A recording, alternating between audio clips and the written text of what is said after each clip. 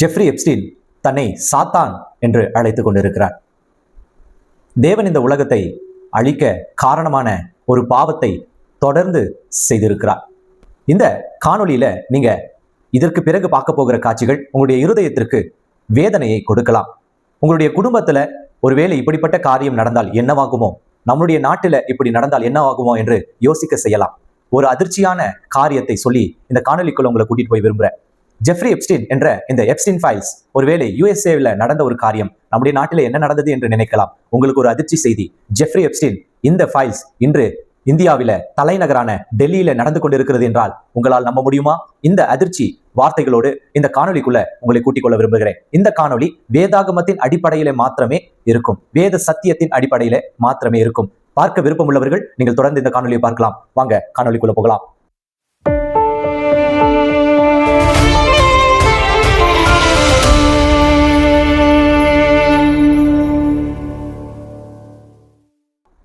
டெல்லி கடைசியா 2 மாதங்களிலே 800 பேர் காணவில்லை.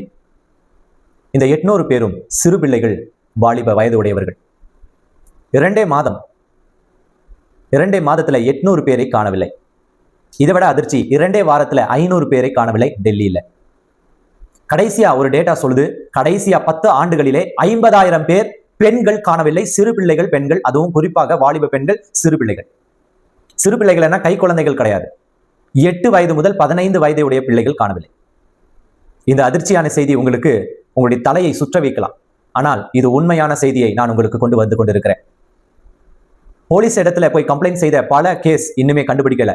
சிலரை கண்டுபிடிச்சிருக்காங்க. கிட்டத்தட்ட 300க்கும் மேற்பட்டவர்கள் கண்டுபிடிக்கப்பட்டு விட்டாங்க. ஆனா பல ஆயிரம் பேர் கண்டுபிடிக்கப்படல. என்ன ஆனார்கள் தெரியாது, எங்க போனார்கள் தெரியாது. அவர்கள்லாம் இந்தியர்கள் இல்லையா? இந்தியர்கள் தான். இந்தியாவில் அரசாளுகிறது இந்திய அரசாங்கமா, வேற பிரிட்டிஷ் அரசாங்கமா? இந்திய அரசாங்கம் தான். ஏன் இந்திய அரசாங்கம் எதை குறித்தும் கவலைப்படல தெரியல. ஏன் இந்திய அரசாங்கம் அதை குறித்து மிகப்பெரிய அளவில் ஒரு ஆக்ஷன் எடுக்கல தெரியல. பாகிஸ்தான்ல இருந்து ஒரே ஒரு தீவிரவாதி வந்து ஒரு குண்டு போட்டா இந்தியாவில் இருக்கிற அத்தனை ராணுவ படை முப்படையும் போய் அவனோட சண்டை போடுது. இந்தியாவிற்குள்ள 50,000 பேர் கடைசியா 10 ஆண்டுகளில் காணாமல் போனதற்கு இந்த அரசாங்கத்திற்கு என்ன பதில் சொல்லுது? ஒண்ணுமே இல்லை. சரி, இது அப்படியே விட முடியுமா? விட்டுற முடியுமா? விடலாமா? இல்லை, இதற்காக நாம் என்ன செய்வது என்று நீங்கள் ஒருவேளை கேட்கலாம். எனக்குள்ள எழுந்த சில கேள்விகள் உங்களுக்குள்ளும் எழலாம். வேதாகமத்தை நான் பார்த்தேன். 1 கொரிந்தியர் 6ஆம் அதிகாரம் 13ஆம் வசனம், சரீரமே வேசித்தனத்திற்கல்ல, கர்த்தருக்கே உரியது, கர்த்தரும் சரீரத்திற்கு உரியவர் அப்படின்னு எழுதியிருக்கு. இந்த சரீரம் வேசித்தனத்திற்கல்ல, விபச்சாரத்திற்கல்ல. இது யாருக்கு தெரியும்? கிறிஸ்தவர்களாகிய உங்களுக்கும் எனக்கும் தெரியும். ஆனா மற்ற மனிதனுக்கு தெரியாது. அவனிடத்தில் பணம் இருந்தால் அடுத்த கட்டம் இந்த சரீரம் விபச்சாரத்துக்காக அவன் பயன்படுத்துறான். ஒரு மனுஷன் கிட்ட பணம் இல்லைன்னா இந்த சரீரத்தை விபச்சாரத்திற்கு பயன்படுத்துறான். பணம் இருப்பவன் இந்த சரீரத்திற்கு இன்பம் கிடைக்க இந்த சரீரத்தை பயன்படுத்துறான். பணம் இல்லாதவன் இந்த சரீரத்தை தனக்கு பணமாக்கி கொள்ள பயன்படுத்துறான். ஆக மொத்தத்துல இந்த வார்த்தைகள் அவர்களுக்கு தெரியாது. ஆனால் கிறிஸ்தவனாகிய உங்களுக்கும் எனக்கும் தெரியும். ஜெஃப்ரி எப்ஸ்டீன், இதோ இந்த உலகமே பேசிக்கொண்டிருக்கிற இந்த மனிதன் ஒரு கிறிஸ்தவன். இந்த மனிதனோடு தொடர்பு கொண்ட பல ஆயிரம் உலக தலைவர்கள் கிறிஸ்தவர்கள். அந்த தலைவர்களோடு விபச்சாரத்தில் ஈடுபடுத்தப்பட்ட பல லட்சம் பெண்கள் கிறிஸ்தவர்கள். இது உங்களுக்கு தலை சுற்றி கொண்டிருக்கக்கூடும். ஒரு 6 காரியங்கள் வேதம் சொல்லுது. God created sex. இந்த செக்ஸ் என்பதை கிரியேட் பண்ணவர் கடவுள். ஆனா இந்த செக்ஸ் யாருக்காக கிரியேட் பண்ணப்பட்டுச்சுன்னா திருமணம் ஆனவர்களுக்காக மாத்திரமே, திருமணம் ஆகாதவர்களுக்கு கிடையாது. அதே சமயத்துல இந்த செக்ஸை குறித்து வேதாகமம் தவிர வேற எந்த புத்தகமும் சொல்வது கிடையாது. இந்த வேதாகமத்தில் இருக்கிற காரியங்களை தவிர, வேதாகம் சொல்லுகிற அறிவுரையை தவிர வேற எந்த புத்தகத்தினாலும் சரியான அறிவுரையை சொல்ல முடியாது. படைத்தவரால் தான் சொல்ல முடியும். அதே சமயத்தில் அந்த படைத்தவரை கோபப்படுத்துகிற ஒரு காரியம் என்னன்னா, இந்த உலகத்துல அதை தவறாக மாற்றுபவன் யாரு தெரியுமா? பிசாசு. அவர் கொடுத்த நன்மையை தீமையா மாற்றுவான். அது அவனுக்கு பழக்கம். 1 கொரிந்தியர் 5ஆம் அதிகாரம் 9ஆம் வசனம் சொல்லுது, விபச்சாரக்காரரோட கலந்திருக்க கூடாது என்று நிருபத்தில் உங்களுக்கு எழுதினேன் என்று எழுதப்பட்டிருக்கு. எந்த சூழ்நிலையில் விபச்சாரக்காரனோட கலக்கக்கூடாது? 1 கொரிந்தியர் 5:10 சொல்லுது, ஆனாலும் இவ்வுலகத்தில் விபச்சாரக்காரர், பொருளாசைக்காரர், கொள்ளைக்காரர், விக்கிரகாராதனைக்காரர் இவர்களோடு எவ்வளவேனும் கலவக்கூடாது என்று நான் எழுதவில்லை. அப்படியானால் நீங்கள் உலகத்தை விட்டு நீங்கி போக வேண்டியதா இருக்குமே எழுதியிருக்கு. அப்படின்னு என்ன? இவர்கள் எல்லாம் இருக்கத்தான் செய்வார்கள், இவர்களோட வாழவே கூடாதுன்னு சொல்லல. அதே சமயத்துல அந்த பாவத்துல நீ ஈடுபடாதே அப்படின்னு சொல்லுது. நாம ஈடுபடக்கூடாது. அந்த பாவத்திற்கு நாம ஒருபோதும் நாம அனுமதிக்க கூடாது. இங்க உங்களுக்கு ஒரு 5 பாவங்களை தலைப்பிட்டு சொல்லி இந்த காணொலியை முடிக்க விரும்புறேன்.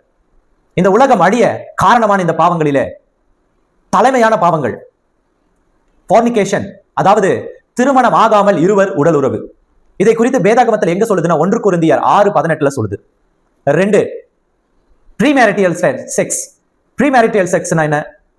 திருமணத்துக்கு முன்பு, திருமணம் ஆகாமல், திருமணத்தை குறித்து எதுவுமே அறியாமல் சிறுவயதுல மேற்கொள்கிற ஒரு குற்றம். இதை குறித்து டியூட்ரானமி 22ஆம் அதிகாரம் 13 21 வசனங்கள் சொல்லுது. பாஸ்டிலிட்டி, அதாவது என்ன? மனிதனுக்கு அல்லது விலங்குகளோடு ஏற்படுகிற உறவு, விலங்குகளோடு ஏற்படுத்தக்கூடிய உறவு. இதை குறித்து யாத்ராகமம் 22:19 சொல்லுது. அடல்டரி, திருமணம் ஆன மனிதர்களோடு உடல் உறவு மேற்கொள்வது அடல்டரி. இதை குறித்து டியூட்ரானமி 5:18 சொல்லுது. ரேப், கட்டாயப்படுத்தி விபச்சாரம் செய்வது. இதை குறித்து டியூட்ரானமி 2:22-25 வரைக்கும் பேசுது. இன்சிஸ்ட், மோசமான கொடுமையான உடல் உறவு, கொடூரப்படுத்தி உடல் உறவு கொள்வது. இதை குறித்து உபாகமம் 18:6-18 வரை சொல்லுது. இந்த 6 காரியங்கள் வேதாகமம் வெறுக்கிற, அருவருக்கிற, செய்யவே கூடாது என்று தேவன் கட்டளையிட்டு இருக்கிறார். இந்த 6 காரியங்களை தான் இதோ இந்த மனிதன் செய்தான். இந்த மனிதனோடு கூட அந்த 6 காரியங்களை இதோ இந்த உலக தலைவர்களை யாவரும் செய்தார்கள். அதனால் இன்று சிக்கிக் கொண்டு தவிக்கிறார். இது நமக்கான எச்சரிக்கை மணி. ஒருவேளை டெல்லியில இன்னொரு ஜெஃப்ரி எப்ஸ்டீன் ஃபைல்ஸ் கிடைக்குமா என்ற பயத்தோடு இந்த காணொலியை பதிவிடுறேன். என் அருமை சகோதர சகோதரிகளே, உங்களுடைய பெண்கள் எச்சரிக்கை, உங்களுடைய பெண் பிள்ளைகளுக்கு எச்சரிக்கை. எந்த சூழ்நிலையிலும் தாய் தகப்பனை தவிர தேவனுடைய பிள்ளைகள் எந்த சூழ்நிலையிலும் யாரோடும் தனிமையிலே போவதோ, தனிமையிலே பேசுவதோ, தன் பரிசுத்தத்தை கெடுத்துக் கொள்கிற காரியங்களில் ஈடுபடக்கூடாது. தேவன் அதை வெறுக்கிறார், தேவன் அதை அருவருக்கிறார். இந்த 6 காரியங்கள் தேவ பிள்ளைகளுக்கான எச்சரிக்கை சத்தம். நம் தேசத்திற்குள்ள அது நெருங்கி விட்டது, அது வந்து விட்டது, தலைநகரை அதை சூழ்ந்து விட்டது. அந்த இருள் நம் வீட்டுக்குள்ள வராதபடிக்கு எச்சரிக்கையா இரு என் மகனே, என் மகளே என்று தேவன் இன்றைக்கு இந்த காணொலி வாயிலாக உங்களை எச்சரிக்கிறார். இந்த காணொலி நிச்சயமாய் அனைத்து கிறிஸ்தவர்களுக்கான, போதகர்களுக்கான, தமிழ் மக்களுக்கான காணொலி. இதை மதம் என்ற அடிப்படையில சுமந்து செல்லாமல் விட்டீர்கள் என்றால் உங்களுக்கு தான் இது இழப்பு. ஏனென்றால் இந்த காணொலிக்குள்ள பரிசுத்தம் இருக்கு, இந்த காணொலிக்குள்ள கரைப்படாத தேவ வசனம் இருக்கு, இந்த காணொலிக்குள்ள உனக்கான பாதுகாப்பு இருக்கு, இந்த காணொலிக்குள்ள நாம் எப்படி பரிசுத்தமாக வேண்டும் என்ற செய்தி இருக்கு. இந்த காணொலியை தவறாமல் பகிர்ந்து கொள்ளுங்க. இது நம் வாழ்வாதாரத்தின், நம் நாட்டின் ஒரு முக்கியமான காணொலி. இந்த காணொலியை அனைவருக்கும் பகிர்ந்து கொண்டு அனைவரும் பார்க்கும்படிக்காய் செய்யுங்க. இந்த பரிசுத்த காரியத்துல தேவன் என்னை பயன்படுத்தினார் என்று நான் தேவனை ஸ்தோத்தரிக்கிறேன். என்னுடைய பெயர் பாஸ்டர் ரோஷன் ஷான். மறுபடியும் இன்னொரு செய்தியில உங்களை சந்திக்கிறேன். தேவன் தாமே உங்களை ஆசீர்வதிப்பாராக. God bless you. God bless you.